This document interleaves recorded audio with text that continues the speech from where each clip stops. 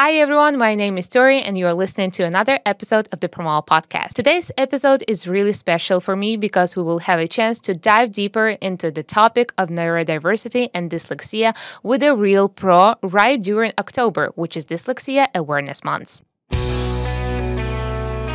Let me introduce you to an incredible guest joining us today, Darren Clark.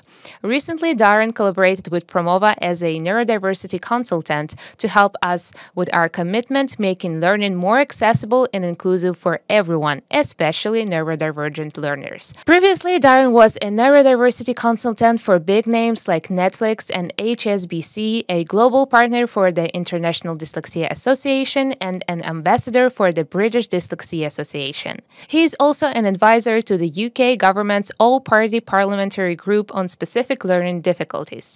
That's incredible. Darren, thank you so much for joining us today. Thank you so much for having me. It's an absolute pleasure. So, I'm really thrilled to talk with you about your path and your experience and how you help people. But I feel like it's really important, first of all, to define what neurodiversity and dyslexia means for our listeners. Could you please explain what those two mean in a really simple words?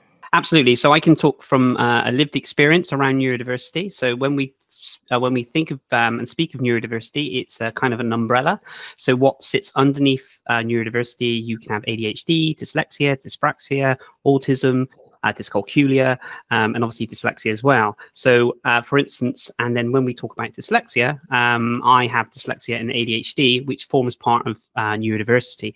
So but what we found is that even though I have dyslexia, there is a good chance, and obviously I have ADHD, but there are probably some good chance that I have dyspraxia, dyscalculia as well. Maybe kind of a smaller percentage of those, but so when we were started to talk about this 18, 20 years ago, we were primarily talking about dyslexia. Now we're talking about neurodiversity as an inclusion, and so that's kind of a shorter version of how I foresee it. Dyslexia is scalable, so not a single person has the same dyslexia. So I could have dyslexia and someone else could have dyslexia, but it could be severe dyslexia or slight dyslexia, and it can affect people in so many different ways.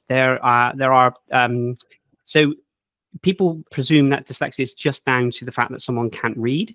The words move around. Always true. There's so many different behavior things that go alongside with dyslexia. So it's not just the fact that words move. Not the words move on everyone's that has dyslexia. It could be it could then morph into kind of ADHD as well. So you can kind of be lack of concentration, or the fidgeting, or the remembering skills, or being able to just kind of answer questions quite quickly.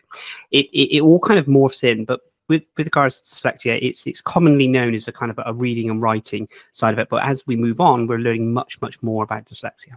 Okay, I see. Thank you so much for defining the terms. I believe that will set a strong base for our conversation, and for people, it will help them to dive deeper into our conversation today.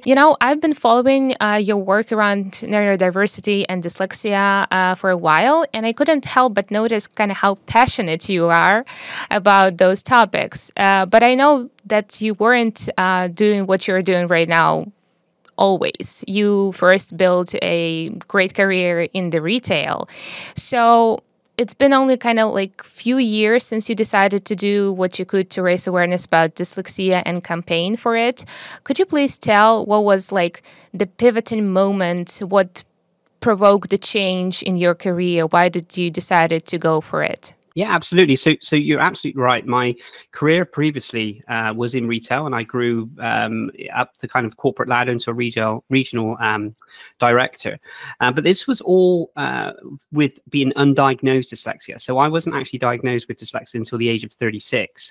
So it was a very late diagnosis. So everything that I'd done, the businesses that I started, and the corporate career, and my schooling, and everything else was all with undiagnosed dyslexia. So I always knew that I was different. I knew that I struggled with certain things, concentrating in class, and certain facts and figures, and lots of different things that equated to me really kind of struggling. And I would faced a lot of burnout before I was kind of diagnosed. Now, when the actual diagnosis, it came about purely, I was watching a news article, and a lady was on there and she was being interviewed, and they were talking about her floristry business. And so she was selling flowers, and I thought it was a segment about entrepreneurship. So I was very sort of leaned in. I was very intrigued by what was happening, and it was only about a 7 or 8 minute interview. But what it transpired as the conversation went on, they kept saying, she kept saying the word dyslexia, and up until that point, I really didn't know what dyslexia was. So at 36. I didn't know what dyslexia was. Then it transpired. She said, I can't spell the bouquets of flowers, but I can actually tell you what they are by the colors and the smells and everything else. And she kept mentioning dyslexia.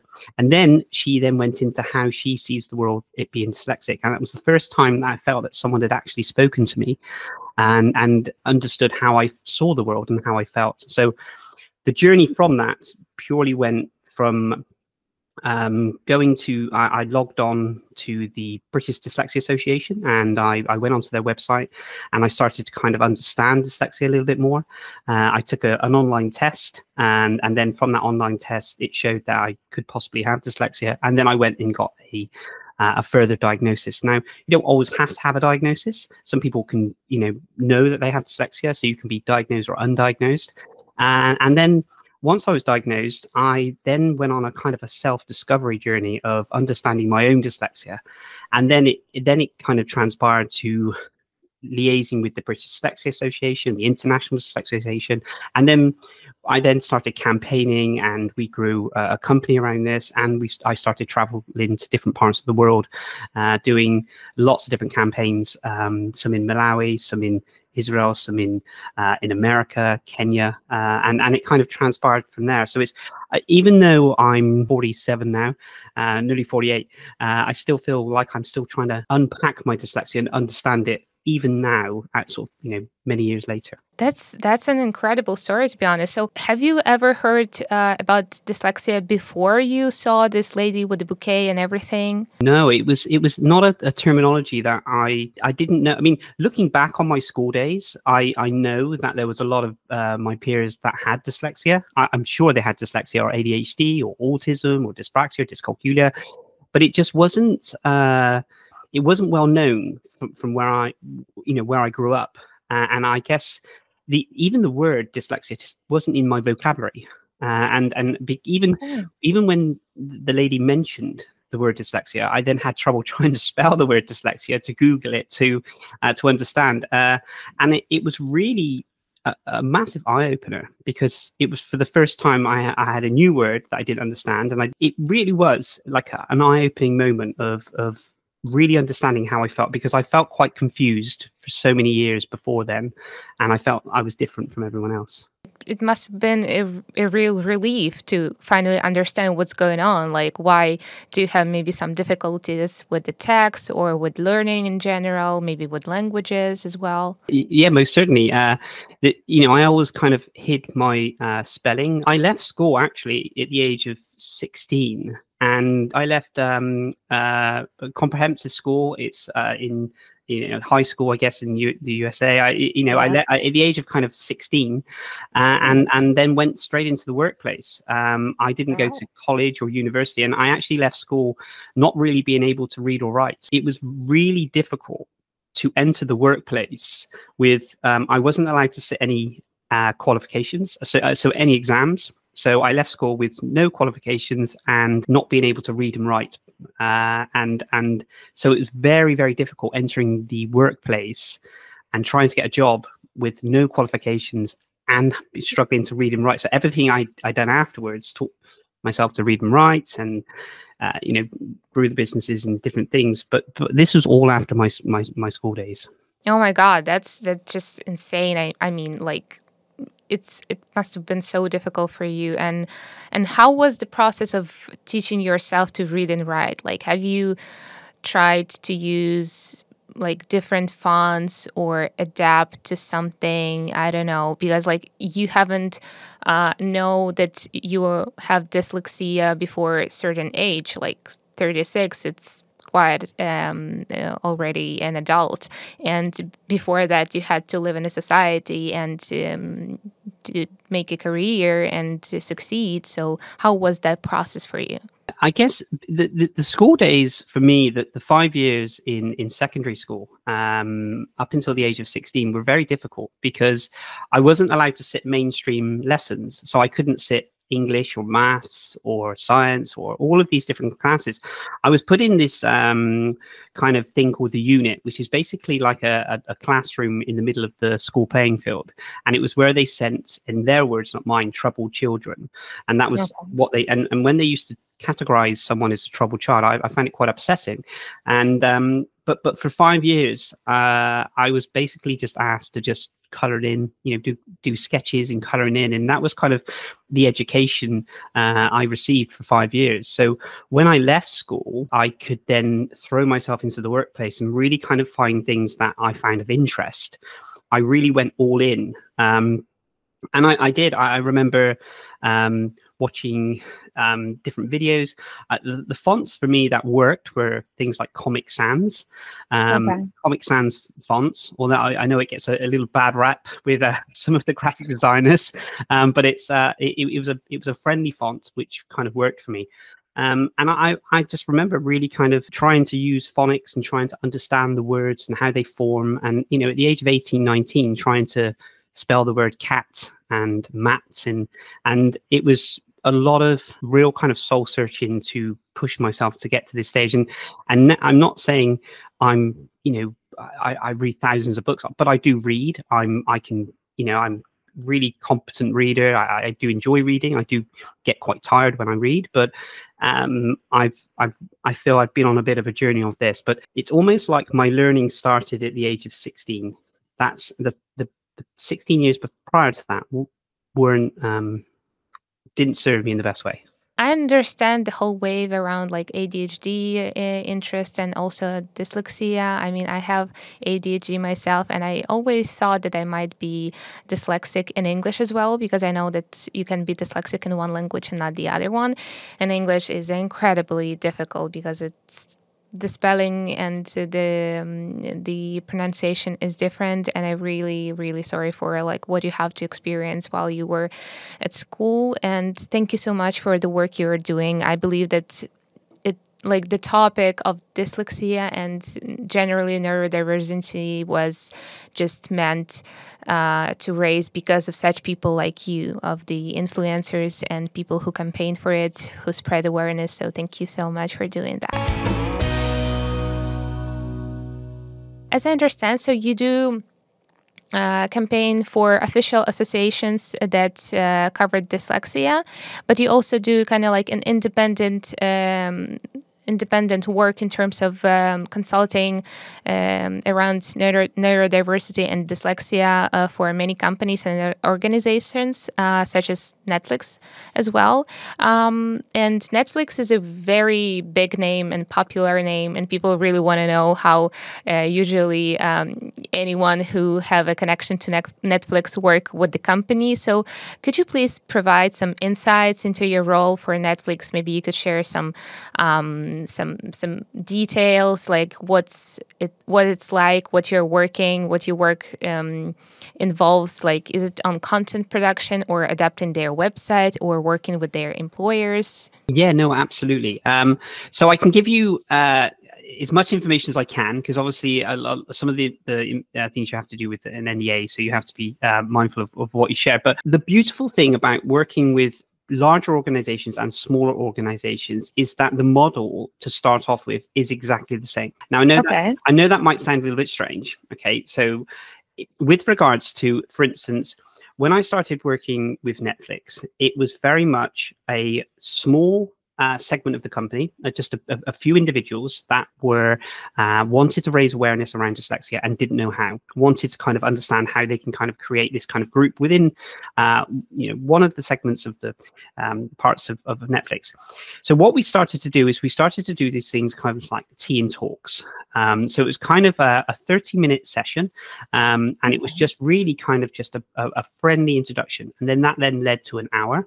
And then it led to, so it just started the conversation. So it's purely on the basis of understanding what dyslexia is and almost how the company can kind of help their employees inside, and obviously how we can then transfer that to external, so from the customers, of how they interact with things online, how we access things, how we see things, from colors, from fonts, and all these different things. With regards to this, it then expands. So when I work with an organization, and I'm asked to go and speak to an organization, I don't tend to just want to go in and just do a 30-minute talk or an hour's talk and then go, because it's, once you start these conversations with people, it then starts pollinating, it starts the conversation. And what we need to do within organizations is understand that once you've had that initial conversation with someone and they've raised these thoughts, they then need to go and have someone to go and speak to about these certain topics. So the project I worked with Netflix was many, many years. It wasn't just one-off. And then what we did then is we started to work in one part of Netflix in one part of the country. It then worked from all of the employees all the way up to different departments, and then we then cross-channeled into different countries on this. Obviously, for me, only being able to, English speaking, I think if I spoke different languages, maybe it would have been a little bit different, but maybe they translated that for some.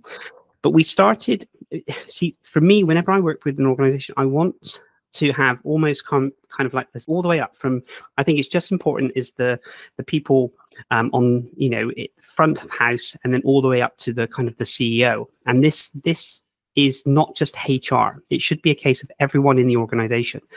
So those were the building blocks that I put in place. We did exactly the same when we worked with HSBC. We did, again, a little kind of introduction to dyslexia.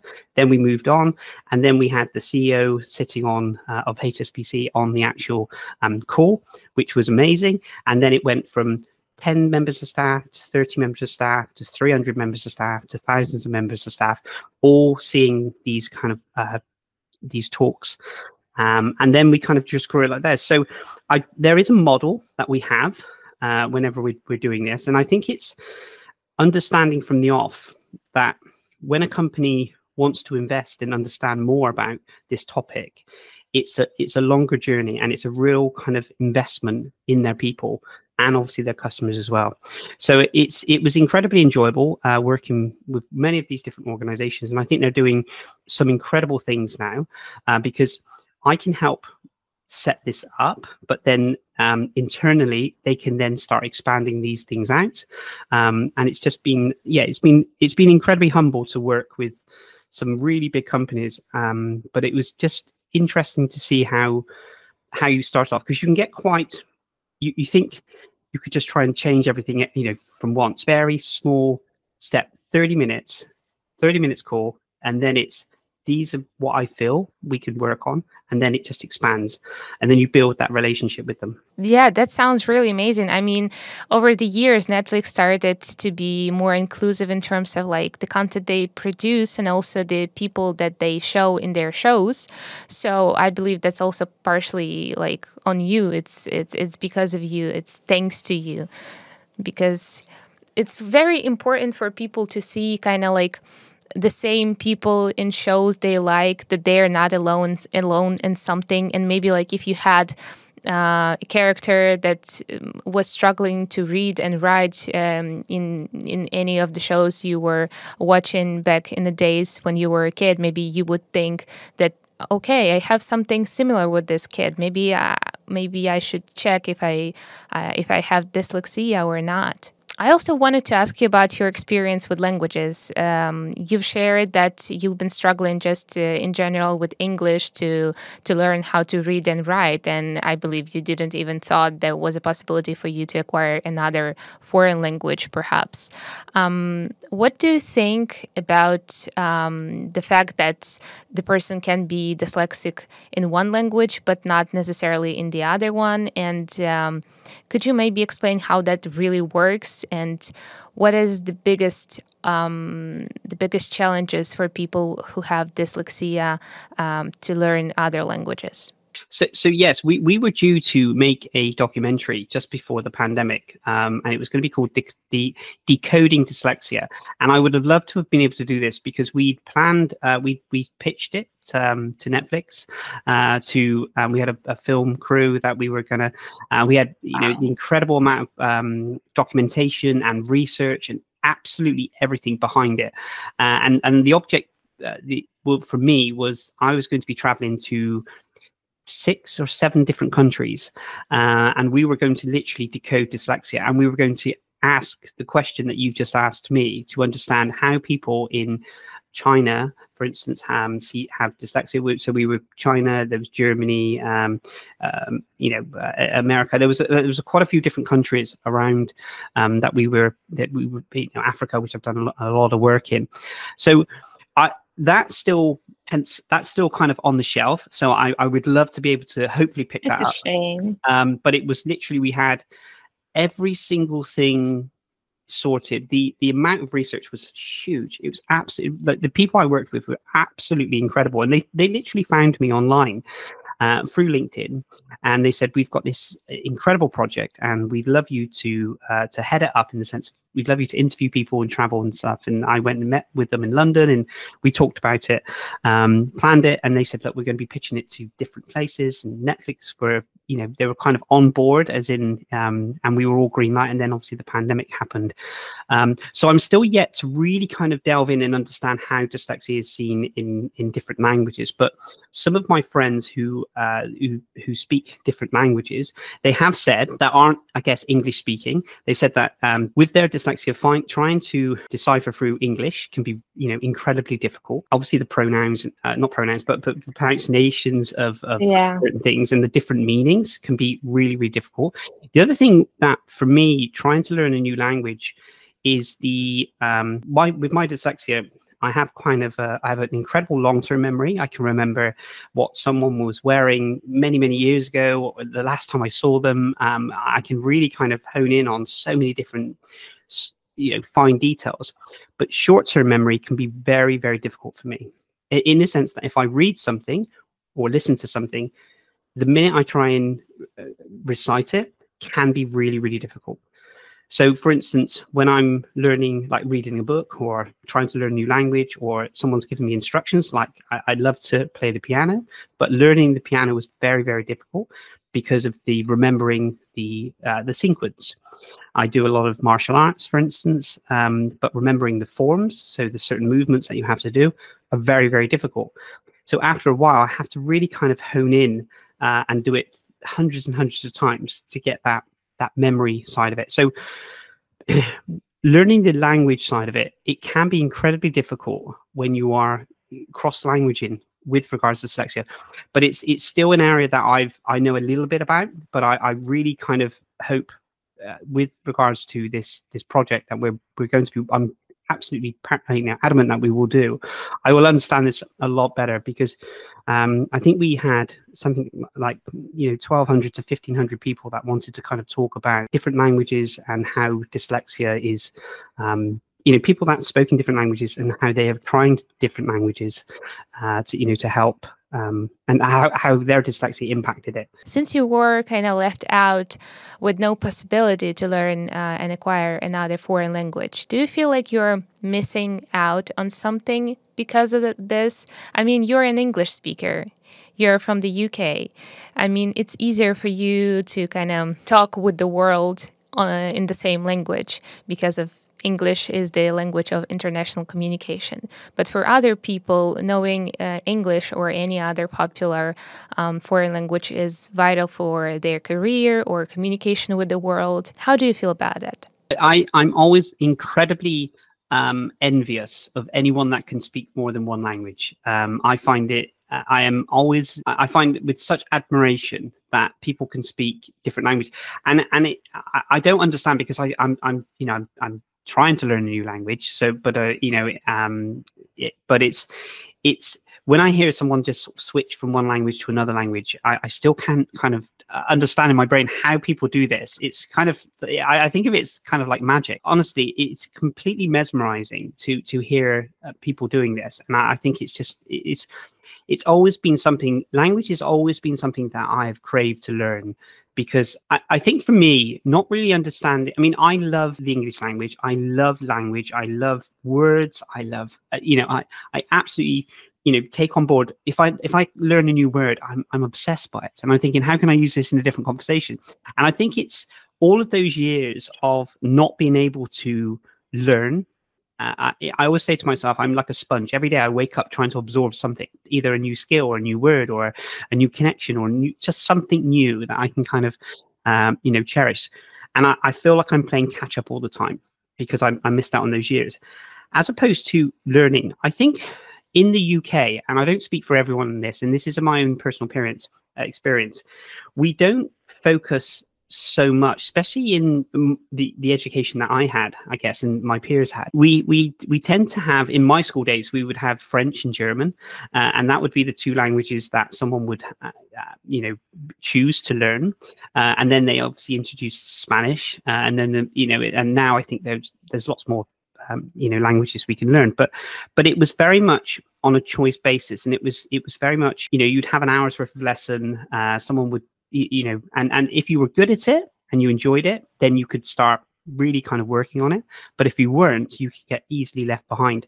I don't think there is much emphasis put on languages, and I think it's a shame, because I guess the amount of people that I talk to that would love to learn a new language is immense, especially in the dyslexic community as well, because being dyslexic and struggling with the English language, the thought of being able to learn a new language is just, it would be like a gift.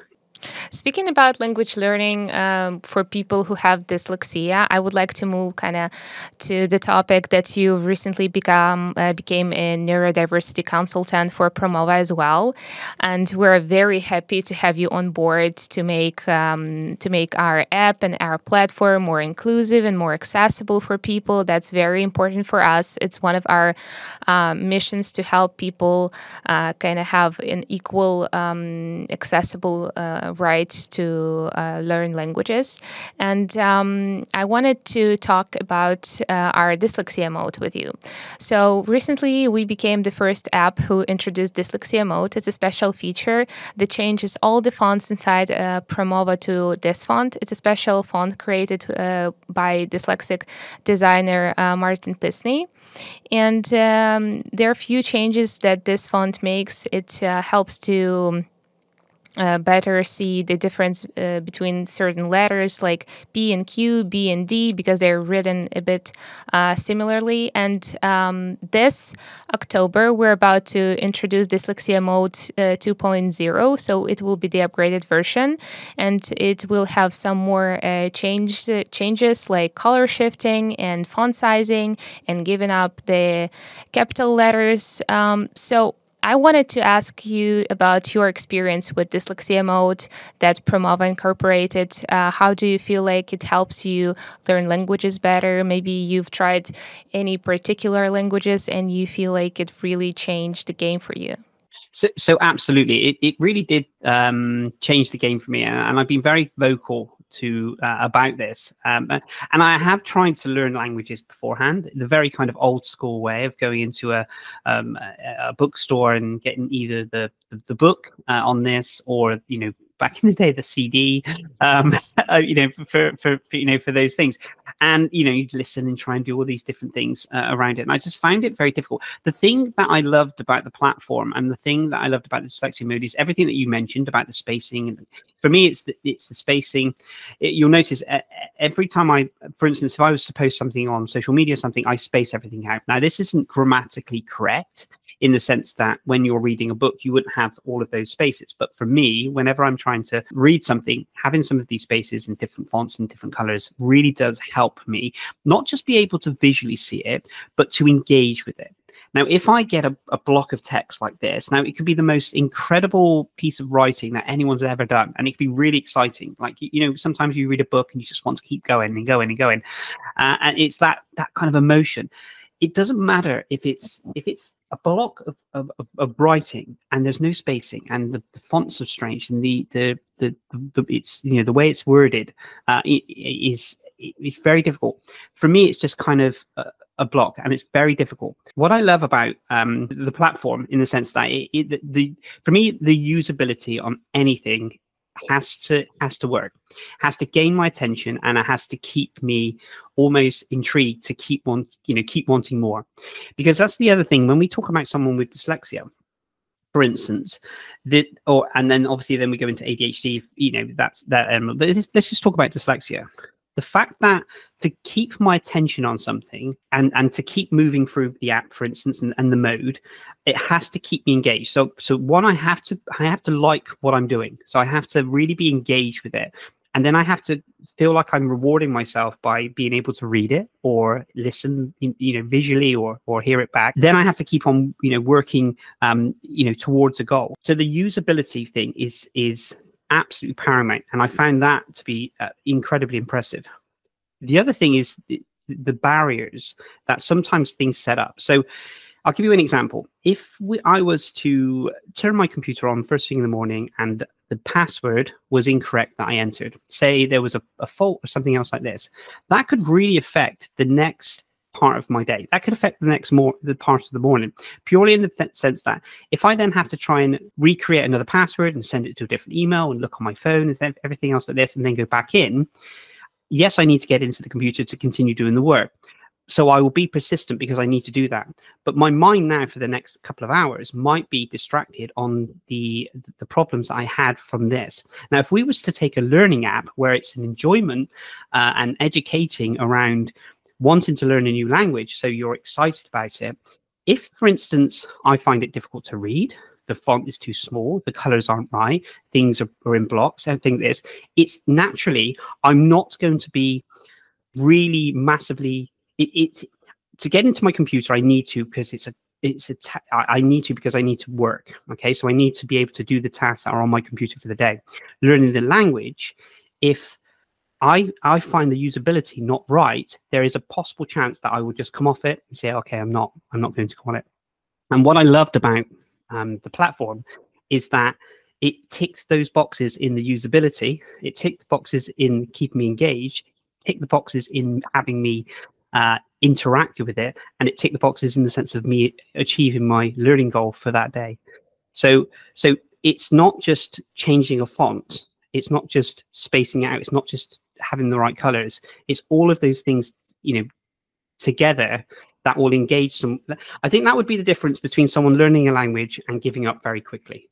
If you've got someone that's learning a language that has dyslexia, genuinely you almost have to really kind of hone in and grab their attention throughout if they want to do that journey, and support on that side of it. I'm not saying that they necessarily always need support, but I think it's not just a language learning, it's a personal journey. And I feel like the whole concept around accepting people being different has changed over the years, and societal attitudes towards neurodiversity and dyslexia have evolved significantly. But of course, there is still a lot of work to be done. And thank you for being a part of this change. I wanted to ask your opinion on how, each of us can contribute to making society more inclusive and things more accessible for people with neurodiversity or dyslexia. How, the workplace can change, where we can start, what we can do. What a wonderful question. And thank you for asking that. And I think it's just understanding and starting the conversation and really listening. And that's the thing. When a lot of kind of mental health campaigns go out and they start by saying, are you okay? And then it's kind of, yeah, I'm fine. And then they leave it there. And then you get a moment where someone actually says, no, are you okay? And then suddenly they really start to open up. And I think if we took the workplace, for instance, of how we can start being more inclusive, it's making the environment a safe place for someone to be able to ask those questions, for someone to say, I have dyslexia, I'm struggling, can you support in this, or are there ways of supporting in this? And not finding not running the fear that they're now going to be categorized as, oh, that's you know, they're not going to be able to do their work, or they're not going to get that promotion, or they're not going to get this. Because someone, for instance, when we talk to someone with dyslexia, we're not asking for all of these special measures and all of this support and just basically, you know, everything. We're just trying to level the playing field. We're just saying that the way that the company maybe is set up, with the strobe lighting and the continuous noise, or the open plan office, or the fact that a meeting is scheduled after one, after one, after one, after one, you know, and we have to put our cameras on, and we have to, you know, and sometimes that can be, you know, a little bit stifling because we you know, we don't want to be visual. There are so many different things. And I think the biggest thing we can do is just start by having these conversations. I've seen it in big companies like Netflix and Nike and Apple and all these different things. To start creating a safe place for people to ask that question is the first start. And then when they ask that question, understanding how to support not just individuals with dyslexia, but the whole team to be able to work cohesively together. I think that's where we need to be as a society. But there are so many things that immediately when you start talking about this, they start thinking cost, and they start thinking, well, okay, now we've got to create, you know, a relaxing room, or get relaxing pods and bits and pieces, and that would be absolutely amazing if you can do this. But it could be just, for instance, like I mentioned, the lighting, you know, the strobe lighting, or the continuous meetings, and allowing someone, you know, if they put headphones in, you know, it's not because they're listening to music, you know, they're not working. They may be listening to classical music. I put my AirPods on, my headphones, all the time, and I listen to different types of music at different points of the day when I'm doing different tasks. So I'll listen. Same here. Exactly. I have, when I'm trying to distress and I'm trying to focus, I listen to classical music. When I'm upping the bass, I'll listen to upping the pace, I'll listen to classical music with the lyrics. There's a certain song I will just play on a loop, and trying to explain this to people, you know, and having the headphones in, people might think, oh, well, you know, you're just listening to music, you're not working. But it's those small adjustments of understanding and asking, allowing someone to express themselves and ask a question and not in fear that they're going to lose their job, or they're going to be judged in another way, or if they're going to be put on some sort of work program where they feel they're not you know, going to be able to progress in the organization. And equally as well, that they're not then going to be favoritism to work, because no one wants that. Everyone wants, you know, to work, you know, to earn what they work for, in that sense. That's a great piece of advice, like making people not to fear, to talk about, to actually ask for help or assistance where they need it, or for certain circumstances, or for certain things to work with. It's a great idea. But I feel like there is more that each of us can do. For instance, I don't know from your perspective, but sometimes I'm really afraid to make mistakes. And I know that, sorry, everyone who's listening to me right now, I am aware that I'm making lots of mistakes when I'm speaking English, but that's a part of learning process. I'm embarrassing it, and I'm not embarrassed of it. So I feel like also finding a safe space for mistakes also is very important, especially when you learn something, not just like the foreign language, but whatever it is, just your own language. And I feel like many dyslexic people who have dyslexia, they experienced this thing where they had to shut themselves down because everyone were pointing out that they are making lots of mistakes, and there was no space to be themselves and to learn from those mistakes as well. The way I see, if someone is going through their school days, I see it's kind of little paper cuts, as in paper cuts in the sense that it could just be a little comment, could be you know, a shot of the eyes, it could be a sigh, it could be all of these little things, and they amount then to how someone's confidence within the environment that they're in, it starts growing. Decreasing. The confidence starts to decrease. And then we then have someone who's left school, going into the workplace, carrying this baggage of people thinking, oh my goodness, that person, you know, I'm not good enough. Okay. So then we really go into hyper mode of thinking, I don't want to make a mistake. One, I don't want people to know I have dyslexia. I don't want to make a mistake. I don't want to lose my job, and all of this fear.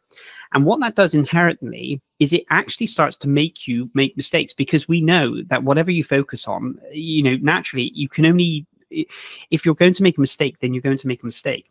But it's owning that. And what I've found really embracing over the years is listening to people's stories, thousands of stories that I've heard over the years of people sharing how they feel they're, in the environments they're in, how it's affected them, how their dyslexia is being perceived. And I think embracing these things. So when I ran my very first business many years ago, I had a real moment where I would put posts out on social media and I would advertise, and there were spelling errors on this, and I was inundated every single day by someone messaging me, correcting me, screenshotting the actual word that I made wrong. But this wasn't, there was a few kind of, not very nice people, and they were saying, you've spelt this, and some words. But then it's the passive aggressive ones, or I don't know the terminology, but someone who is just being kind and just being nice. So it's almost, I just thought you'd let you know, you spelt this wrong. And those are just as bad as anyone else, because but it got me to a stage very early on in my journey in business. And I spoke to, my partner who was with me in the business. And I said, I don't think I want to post on social media anymore. I said, you've got, a literary degree and masters, and you've got everything. You're incredible at English, but why don't you do it? They said, no, Darren, you love marketing, and that's your thing. That's what you want to do in business. And it took me a couple of years to really understand that if a grammatical error goes out, it goes out, and I'll own it. But it was that initial, even, with the work I'm doing now, even with the work I do now, with my title saying I'm dyslexic, I still, to this day, still get messages with people saying that I've spelt something wrong. I do my very best to make sure that it isn't, but it's going to happen, and I will own it. And I will do my uptime best to make sure it is correct, but I won't let it affect me like it did before. I see. It's really important to kind of nurture this safe space for mistakes, this safe space to be accepted the way you are, and for people to be more kind to each other, because you never know someone's story, or you may not pay attention, even like if people are following you on your social media and you're stating that you are the dyslexia influencer, and they are still trying to correct you, it's just wrong. It shows that they're not really understanding what you're doing. So maybe they need to read more of your posts, I guess, or listen more to your podcast. I think it is, and I find it incredibly empowering and inspiring when I see someone posting for the first time, or sharing their story, or being brave enough to do these things, because I know how much of courage it takes to do it. For instance, when I've asked people to come on to to tell their story, they are very nervous about it, and I'm very kind of considerate and think to myself, how can I make you nervous in the sense of how can I support in this thing? And then they just go, and then afterwards they're kind of elated. They're like, oh, this is the best thing ever, because I've been able to share my story. And I love that journey that people go on. But I do feel that with these paper cuts that happen, even now, you still feel you can still relate to some of those things that people have said. We're human at the end of the day. It's going to have an effect. But for me, my mission and my cause, my calling and my cause for what I'm doing outweighs my emotional feelings of how that one comment is going to affect me. Because I think to myself, how many people it may have affected that person, and there's a grammatical error, but how many people have seen this and it's empowered them and wanted them to do this. And I think that's the most incredible thing when we see someone going on this journey and doing stuff. I'm all for that. Yeah, thank you Darren, for the conversation today. I really enjoyed it. I think we could talk like for hours about it because partially I am involved in what you're talking about, and I have ADHD, and I believe I might have a slight thing regarding dyslexia in English. So to end up our conversation a bit on a bright note, because we just talked about people not being very acceptive and inclusive, I'd like to ask you for a bit of piece of advice, maybe, or what you could say to our listeners who have been officially recently diagnosed with dyslexia, or think they might have dyslexia, or they think they're neurodivergent. How could you inspire them to embrace their unique way of thinking, learning, and especially learning foreign languages? Because it's never easy to start doing something new. It's never easy to start doing something as an adult because you never want it to be different, or feel stupid, or feel not good enough. So what's your intake on this? Absolutely. So there's a couple of things that I would say is one of the biggest things that when we look around kind of dyslexia and neurodiversity, there is a huge percentage of loneliness. Okay. And sometimes we find it very difficult. But we're very social people. Okay. In the sense that if we sometimes light up the room and we can have lots of conversations and bits and pieces, but internally there is this element of feeling a little bit kind of sometimes a little bit lost and unknown, and trying to find your tribe or trying to find your community.